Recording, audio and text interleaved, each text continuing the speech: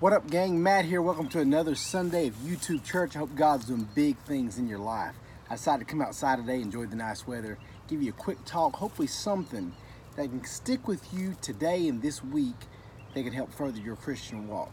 I want to focus on two words, but God. If you look at those two words all throughout the Bible, from Genesis, I think all the way to 1st or 2nd Timothy, that phrase, but God, is used so often. And here's what's so cool about it.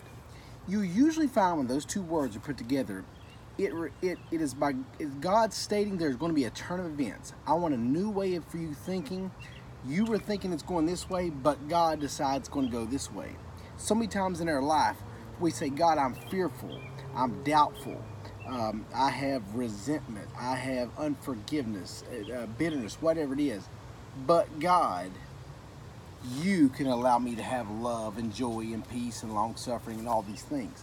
Those two words, we want to, in our own merit, in our own kind of values, our own will, own strength, go this way and see things as the world has programmed us to think. But God has a different plan for your life. I want you, your homework assignment this week is get an index card or something you can write on a post-it note and just put those two words, but God. And focus on how many times are you letting your thoughts in this world shape you on the direction you should be going, or are you saying, you know what, but God's word tells me I can have this, this, and this.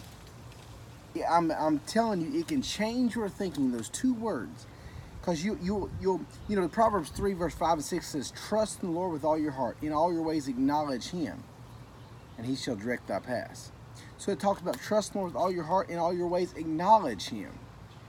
Then He'll direct your paths. So it's saying if we do all these things, then God is going to direct our paths. We want to do things on our own time, our own schedule, our own talents, our own circle of friends and influence. But God has bigger plans for your life. Let me do everything in my power to let that sink in for you this week.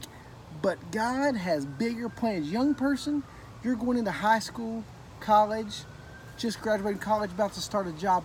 Trust me when I say, if you don't hear anything else, but God has huge plans for your life if you'll surrender your life to Him and do that. Trust in the Lord with all your heart and lean not into your own understanding. A lot of times it's easy to talk about, but it's much harder to do. But when we take on that posture that says, God, I'm going to trust in you for everything, He will show up and give you a life abundant. Like it says John 10:10, a life more abundant than you could ever imagine. So think about this week. Even go to Google and type in "but God" Bible verses and see how many times the world says, take it this way, but God says, I'm going to take it somewhere else. There's even one verse, what you intended for evil, but God made good. So many times, if you're like me, you're going through certain situations that seem just awful at the time. You never know what God even has in store and how He might use that. I say all the time on this guitar channel how God took a back injury to pull me out of sports in high school to teach me guitar that later led through just abundance of blessings and ministries and all that stuff that I'm forever thankful for. So go out today and remember, you might think you're going through something, financial, relationship troubles, job status, just whatever it is, family issues, siblings, friendships, whatever, going this way, and you don't see an end in sight. Let me tell you, but God has other plans.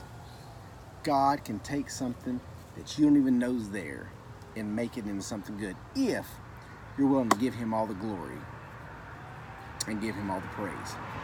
That's your YouTube Church this Sunday. Hope you have a great day. God bless you.